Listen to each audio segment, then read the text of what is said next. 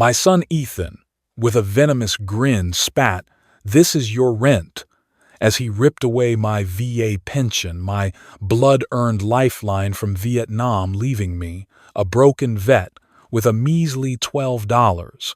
3 months later, he'd pay for his betrayal in ways he never imagined. The Fayetteville sun dipped low behind the VFW post, casting long shadows across the cracked pavement where I, Robert Callahan, stood at 68 years old, a Vietnam vet with scars deeper than the shrapnel marks on my shoulder. My VA pension, earned through 20 years of dodging bullets in Da Nang, was all I had left after a lifetime of sacrifice. I'd raised my son Ethan in this North Carolina town, just a mile from Fort Bragg, where the hum of military life was as familiar as my own heartbeat. This was my home, a modest 2-story house I'd paid off with 30 years of sweat, now filled with Ethan, his wife Lisa, and my grandkids, Sophie and Jack. But the air in that house had turned colder than a February night in the Mekong Delta. Ethan, 38, a slick bank manager with a press suit and a sharper tongue, had taken to managing our family's finances, my finances. It started small, a few bucks here, a bill paid there. But now, he treated my pension like his personal ATM. Lisa, sweet but spineless at 35, just wrung her hands when Ethan's demands grew louder. "Dad, we need your help," she'd whisper, avoiding my eyes. Sophie, 8, and Jack, 10, still ran to me with hugs, their laughter the only warmth left in that house. But tonight, as I sat at the kitchen table, the tension was thicker than the humidity outside. Ethan's footsteps echoed from the hallway, and I braced myself for the storm I knew was coming. The kitchen in our Fayetteville home felt like a battlefield, the air heavy with the kind of tension I hadn't faced since Da Nang. The oak table, scarred from years of family dinners, stood between me, Robert Callahan, and my son Ethan, whose polished shoes clicked against the linoleum as he paced. Lisa hovered near the sink, her hands twisting a dish towel like she was wringing out her own guilt. Sophie and Jack sat frozen, their mac and cheese untouched, eyes darting between their father and me. The fluorescent light buzzed overhead, casting harsh shadows that made Ethan's face look sharper, crueler, like a stranger wearing my son's skin. "Dad, you can't just retire," Ethan snapped, slamming his fist on the table. The impact sent Sophie's juice glass wobbling, a thin stream of orange spilling across the wood. "This family needs your VA pension. Sophie's braces cost $4,000. Jack's football camp is $500. You think your measly benefits cover that?" His voice dripped with contempt, each word a bullet aimed at my chest. I straightened in my chair, my old war injury throbbing in my shoulder, but I met his gaze with the steel I'd forged in Vietnam. "I've earned my rest, Ethan," I said, my voice low but steady. 30 years paying off this house, 20 years serving this country. That pension is mine. Ethan laughed, a cold, barking sound that echoed off the kitchen walls. "Yours, this is my house now, Dad. Remember, you signed it over 2 years ago for tax purposes." His words hit like a grenade, the betrayal slicing deeper than any shrapnel. I'd trusted him, my own flesh and blood, to protect our family's legacy. Instead, he'd turned my sacrifice into a weapon. Sophie's lower lip quivered, her small hands clutching Jack's under the table. Jack, usually all bravado at 10, stared at his plate, his shoulders hunched as if he could shrink away from his father's venom. "Ethan, please," Lisa whispered, her voice barely audible over the hum of the fridge. "Let's talk this out calmly." But Ethan cut her off with a glare that could have frozen the Cape Fear River. "Stay out of this, Lisa. Dad needs to hear the truth." He leaned forward, his tie swinging like a noose. "If you stop contributing, you're paying rent to live here, $1,000 a month, non-negotiable." The number landed like a mortar round, and the kitchen seemed to shrink around us. Sophie let out a soft sob, and Jack's fork clattered to the floor. I looked at my grandkids, their innocent faces caught in this war zone, and my heart twisted. They shouldn't see their grandfather humiliated like this, but Ethan didn't care. His eyes gleamed with the same calculating coldness I'd seen in men who'd sold out their own in the jungle. "You have no right," I said, my voice rising despite my effort to stay calm. "This house, this life, I built it. You don't get to spit on that." Ethan's smirk returned, sharper than a bayonet. "Rights? Prove it in court, old man." He spread his arms wide, mocking me with theatrical arrogance. "Without your pension, you're nothing but a tenant. My tenant." The words burned like napalm, searing through the pride I'd carried since I came home from Vietnam with a Purple Heart. Lisa's hands trembled as she picked up Sophie's glass, avoiding my gaze. She wanted to speak, I could tell, but Ethan's shadow loomed too large. I pushed back from the table, my chair scraping against the floor like a warning shot.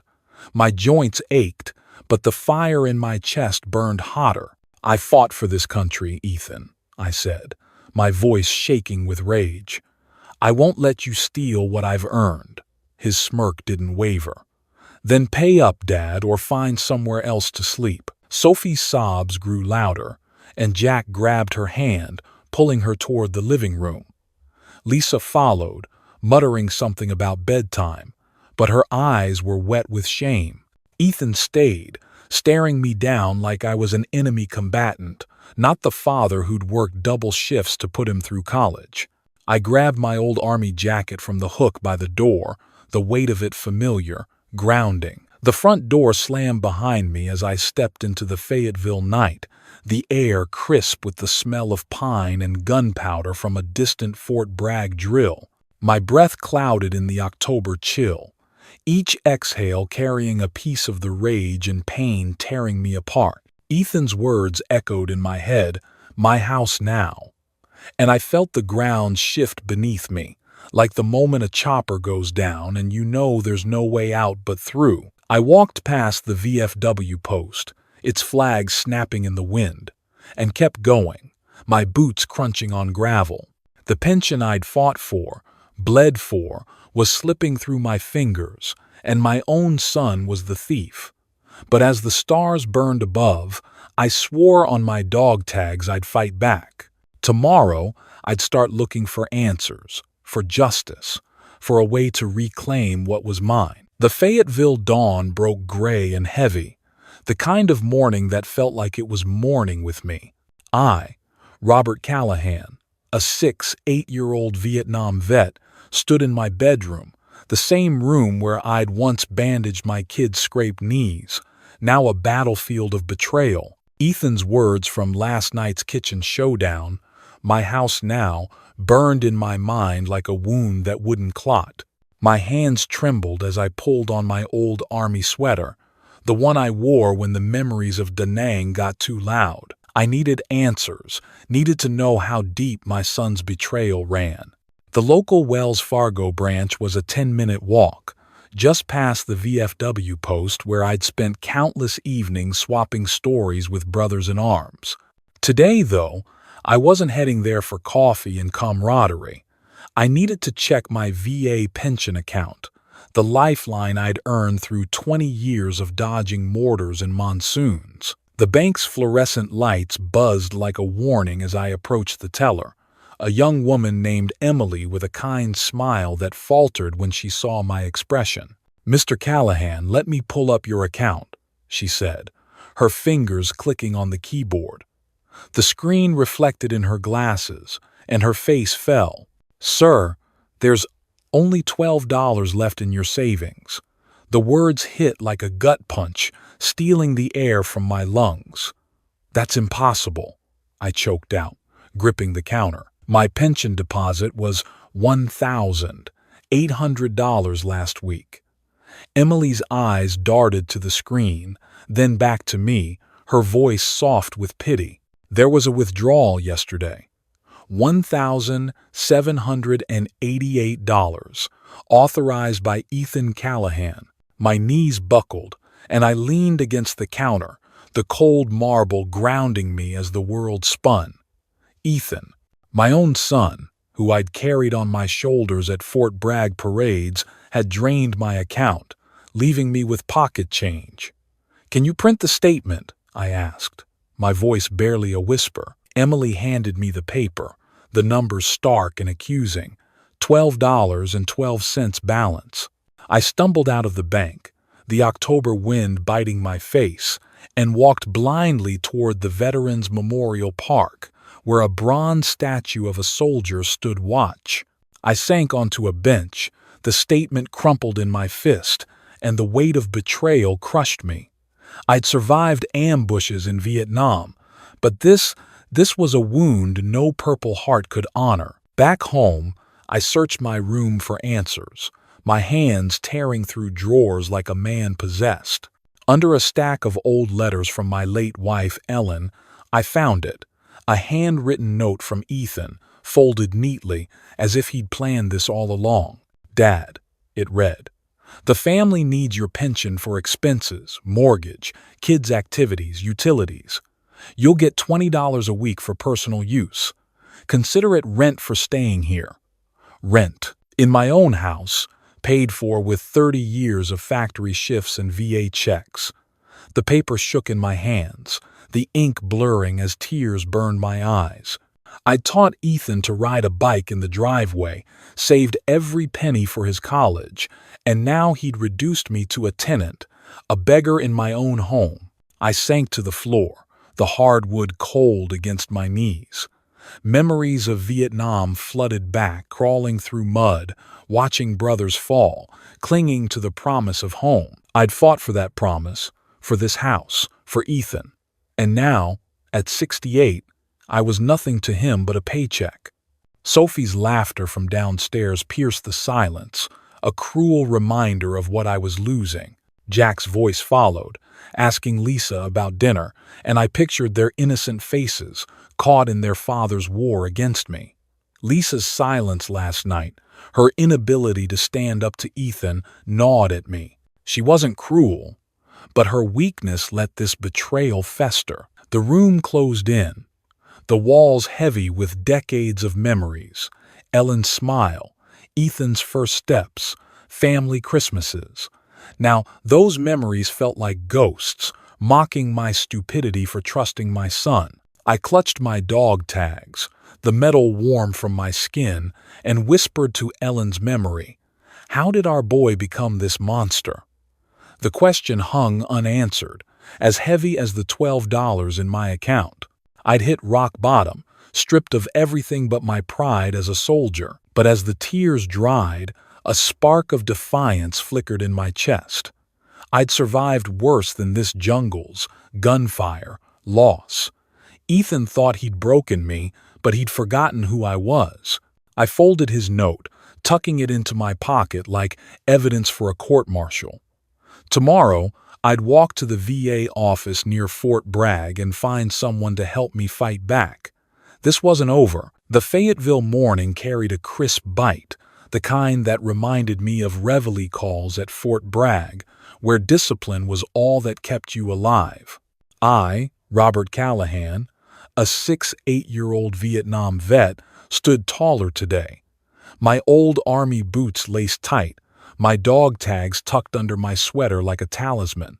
Ethan's betrayal, stealing my VA pension and leaving me with $12, had pushed me to the edge of despair yesterday, but now that pain was fuel. His handwritten note, demanding I pay rent in my own house, was folded in my pocket, a piece of evidence I'd carry like a loaded M16.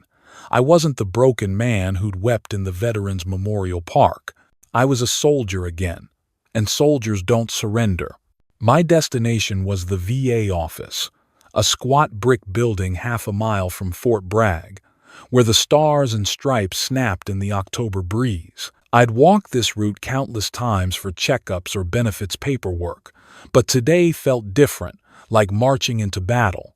The office smelled of coffee and bureaucracy, its waiting room filled with fellow vets, some in wheelchairs, others clutching folders like lifelines.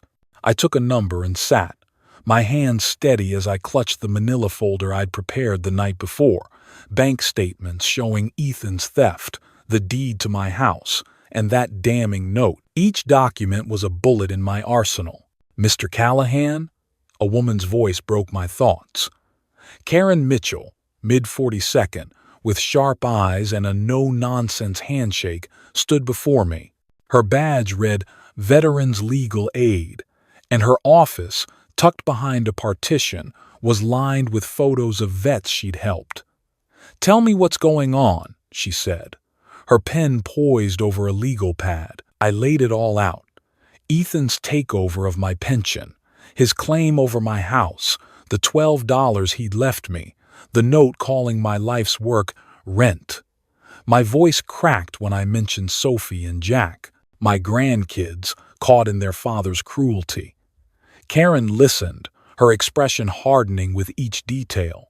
"This isn't just theft, Mr. Callahan," she said, her tone clipped. "Under North Carolina law, this is financial elder abuse, a felony." Her words hit like a flare in the dark, lighting a path forward. Karen flipped through my documents, her eyebrows rising at the bank statement. "He withdrew $1,788 without your consent.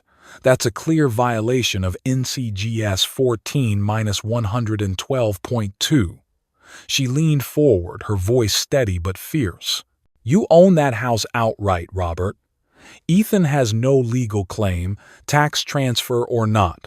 We can demand he vacate and compensate you for every cent he stole." My chest tightened not with pain but with hope. For the first time in weeks, I felt the ground beneath me solidify. "What do we do first?" I asked, my voice stronger now.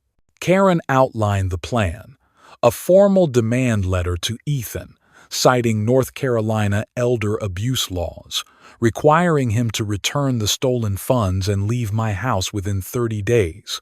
She'd file a report with the local DA if he refused. "We'll need more evidence," she said, handing me a list. "Utility bills you paid, maintenance records, witness statements from neighbors." I nodded, already thinking of old man Jenkins next door, who'd seen Ethan yell at me over the years. Karen's confidence was contagious, like the camaraderie of a squad before a mission. "You're not alone, Robert," she said, her eyes meeting mine. "The VA and vets like me have your back." I left her office with a fire in my gut, the folder heavier with purpose. The walk home took me past the VFW post, where a group of vets raised their coffee mugs in greeting. I waved back, feeling a flicker of the brotherhood I'd missed, but as I approached my house, the sight of Ethan's shiny Ford truck in the driveway soured my mood. Inside, Lisa was folding laundry, her eyes darting nervously as I passed. Sophie and Jack were at school, their absence a quiet ache. Ethan was at work, but his presence lingered like a storm cloud. I sat at my desk, pulling out old bills and receipts, each one proof of my contributions to the home he'd claimed as his own. The task felt like assembling a war plan, each document a step toward justice. But as the sun dipped below the pines, I knew Ethan wouldn't back down easily. His arrogance, that venomous smirk, told me he'd fight dirty. I tucked the folder under my mattress, my resolve hardening like steel.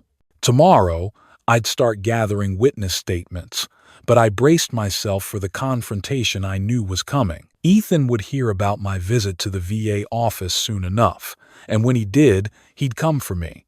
I was ready. The Fayetteville afternoon sun burned through the VA office windows, casting long stripes across the linoleum floor where I, Robert Callahan, stood with Karen Mitchell, my anchor in this fight.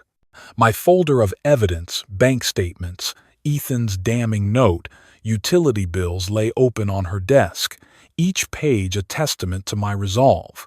Yesterday's despair, when I found only $12 left in my account, had hardened into something sharper, like the edge of a bayonet I'd carried in Vietnam. I was a 6-8-year-old vet, battle-scarred but unbroken, ready to reclaim what my son had stolen. Karen was drafting the demand letter, her pen moving with surgical precision, when the office door slammed open, rattling the framed photos of vets on the wall. Ethan stormed in, his tie loose, his face flushed with the kind of rage I'd seen in men before they lost control. "What the hell are you doing, Dad?" he bellowed, his voice echoing through the small office. The other vets in the waiting room turned, their eyes narrowing at the man who dared disrupt their sanctuary.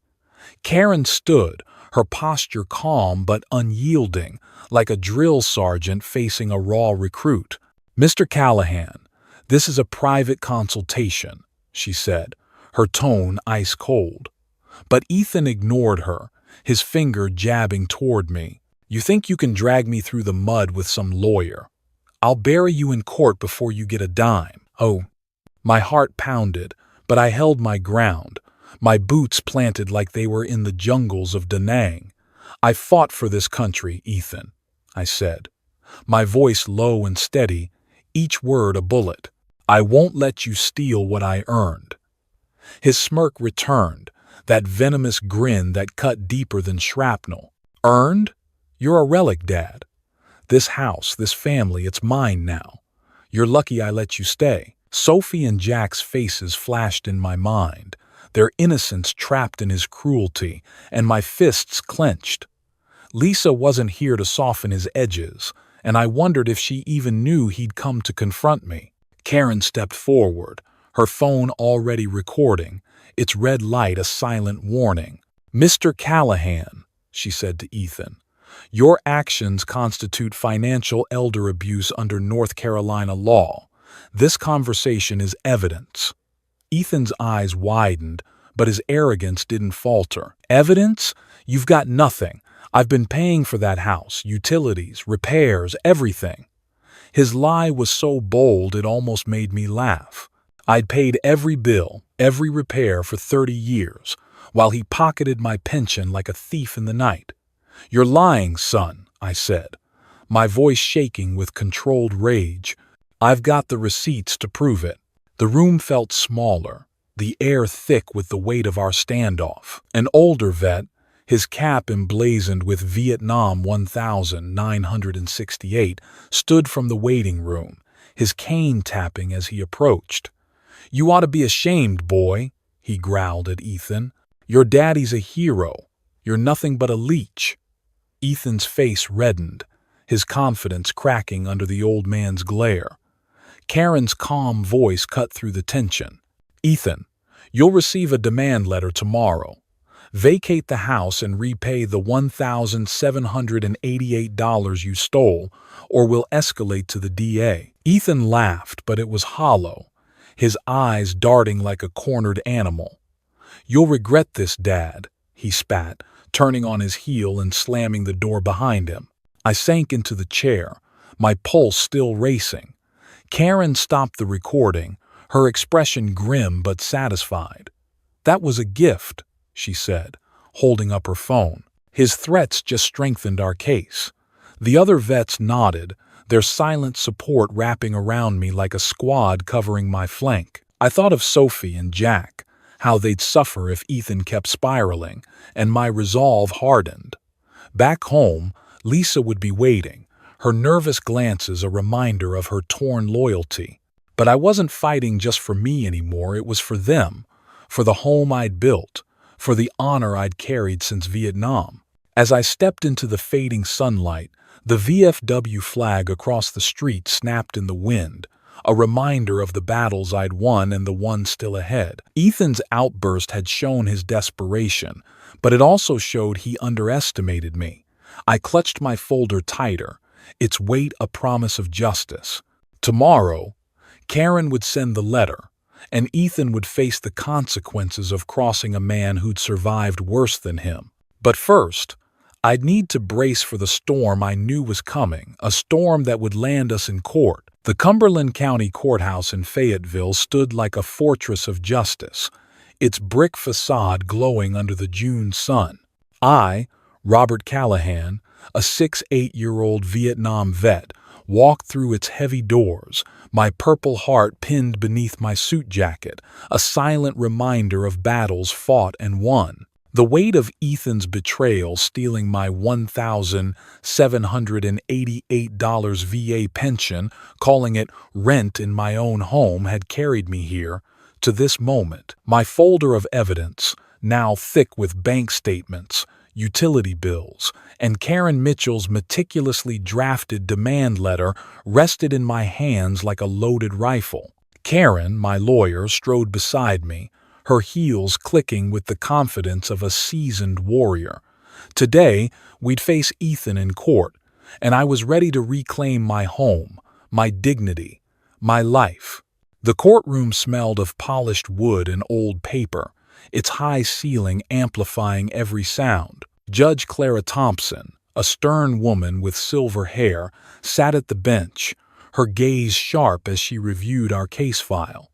Ethan sat across the aisle with his lawyer, a nervous young man named Daniel Price, who shuffled papers like a soldier fumbling with a jammed weapon. Ethan's suit was crisp, but his eyes betrayed sleepless nights, the arrogance from our VA office confrontation replaced by a flicker of fear. Sophie and Jack weren't here. Lisa had kept them home, sparing them this war, but I felt their absence like a missing squad member. Karen rose, her voice steady as she began. Your Honor, Robert Callahan, a decorated Vietnam veteran, has been systematically exploited by his son, Ethan Callahan. He stole $1,788 from Mr. Callahan's VA pension, falsely claimed ownership of a house fully paid by his father, and demanded rent for his continued residence. She presented the bank statement showing Ethan's withdrawal, my house deed, and utility bills in my name for 30 years. The recording from the VA office, where Ethan threatened to bury me, played through the courtroom speakers, his venomous voice echoing. This is financial elder abuse under North Carolina's NCGS 14-112.2, Karen declared, her words landing like artillery. Old Man Jenkins, my neighbor for 15 years, took the stand, his voice gravelly but firm. I heard Ethan yell at Robert, treating him like a servant in his own home. Robert mowed the lawn, fixed the roof, paid every bill. Ethan did nothing but take.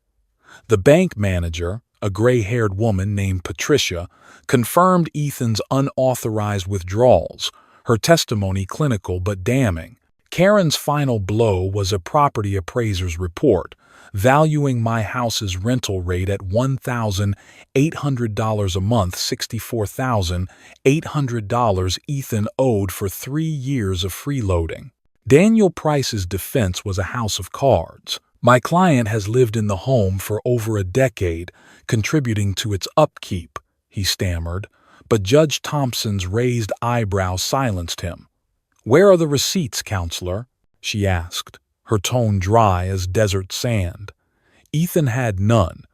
Under Karen's cross-examination, he unraveled, admitting he'd taken my pension for family expenses without my consent.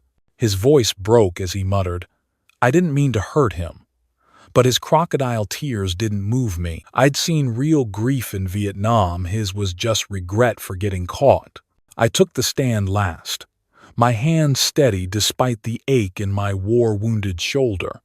I fought for this country, Your Honor, I said, my voice clear.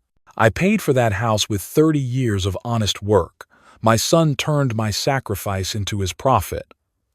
The courtroom was silent, the weight of my words settling like dust after a firefight. Judge Thompson's verdict came swift and final. The evidence proves Robert Callahan's sole ownership. Ethan Callahan's actions constitute elder financial abuse. I order eviction within 60 days, repayment of $1,788 stolen funds, $10,000 for emotional distress, and $64,800 in retroactive rent. Ethan's head dropped, a defeated man, as the gavel fell. I felt no joy, only the quiet satisfaction of justice served.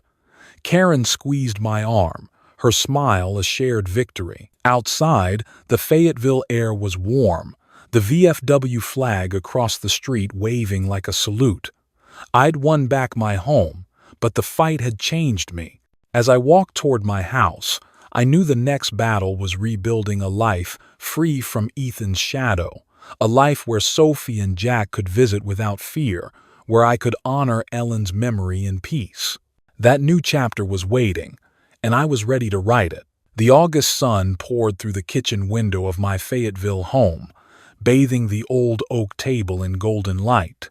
I, Robert Callahan, a 6-8-year-old Vietnam vet, stood in the heart of the house I'd fought to reclaim, a house no longer shadowed by Ethan's betrayal. The courtroom victory 2 months ago, $1,788 repaid, $10,000 for my pain, $64,800 in back rent hadn't just restored my deed, it had given me back my dignity. The walls, now painted a soft blue Ellen had loved, held new photos, me with my grandkids, Sophie and Jack, at a Fort Bragg picnic, their smiles brighter than the medals in my drawer. The air smelled of fresh coffee, not tension, and for the first time in years, I felt like I was home. I'd spent the summer transforming this place. The garden bloomed with Ellen's favorite roses, tended by hands no longer weighed down by Ethan's demands. My VA pension, now safely deposited in a new account, funded small joys, a new grill for backyard barbecues, a subscription to a veterans magazine. But the real change was deeper. I wasn't just a survivor of Da Nang anymore. I was a man who'd faced his own son in court and won. Every morning, I walked the half-mile to the VFW post, where I joined a group mentoring younger vets. "You've got a fire in you, Callahan," Old Man Jenkins said over coffee, his eyes twinkling with respect. "You're showing these kids what it means to stand tall."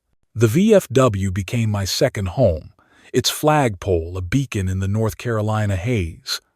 I led workshops on financial literacy, sharing my story to warn others about elder abuse. One evening, a young Gulf War vet gripped my hand, his voice thick. "I almost lost my pension to a shady relative. You saved me, Robert." His gratitude hit harder than any Purple Heart, reminding me why I'd fought not just for me, but for Sophie and Jack, for every vet who deserved better. I thought of Lisa, still torn by loyalty to Ethan, but she'd started bringing the kids over on weekends.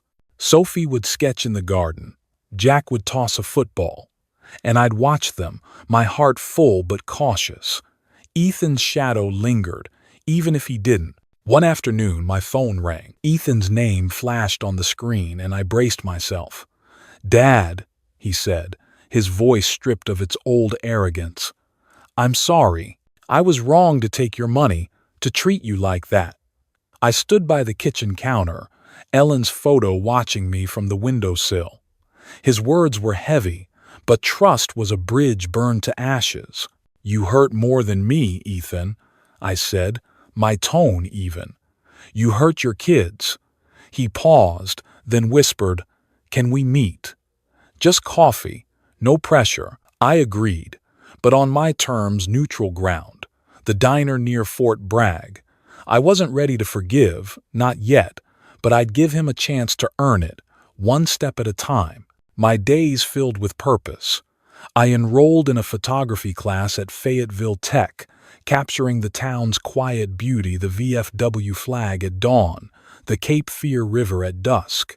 My instructor, a wiry vet named Carol, praised my eye for detail. "You see the world like a soldier," Robert Clear, unflinching. I joined a bridge club at the senior center, where laughter drowned out memories of Ethan's venomous smirk. Margaret, a widow with a sharp wit, became a friend, sharing my love for quiet walks and country music. Life wasn't just about surviving anymore. It was about living. As I sat in my garden one evening, the roses glowing under the setting sun, I felt Ellen's presence in the breeze. I'd fought for this peace, for Sophie and Jack to know a grandfather who stood tall, for every vet to know they could fight back. The VFW flag waved in the distance, a symbol of the brotherhood that had carried me through. But the fight wasn't over. Others needed to hear my story, to learn how to protect their honor, their pensions, their homes. I'd share it, not for pride, but to light the way for those still in the dark. Tomorrow, I'd head to the VFW, ready to inspire another vet, ready to keep fighting the good fight. The Fayetteville sunset painted the sky in hues of amber and crimson, a quiet salute to the battles I'd fought and won. I, Robert Callahan, a 8-year-old Vietnam vet, stood in my garden, Ellen's roses blooming vibrant under my care, a testament to the life I'd reclaimed. The courtroom victory, the $64,800 in back rent, the $10,000 for my pain, and the return of my stolen $1,788 VA pension had given me more than my house back. They'd given me peace. Sophie and Jack's laughter echoed from the backyard, where they played catch, their joy a reminder of why I'd stood tall against Ethan's betrayal. Lisa's visits were tentative, but her eyes held a flicker of respect now. Ethan's apology, offered over coffee at the diner near Fort Bragg, was a start, but trust would take years to rebuild, like a war-torn village rising from ashes. This fight wasn't just mine. It was for every vet who'd ever felt their sacrifices dismissed, their pensions pilfered, their honor questioned. At the VFW post, I'd seen the fire in younger vets' eyes as I shared my story, warning them to guard their hard-earned benefits.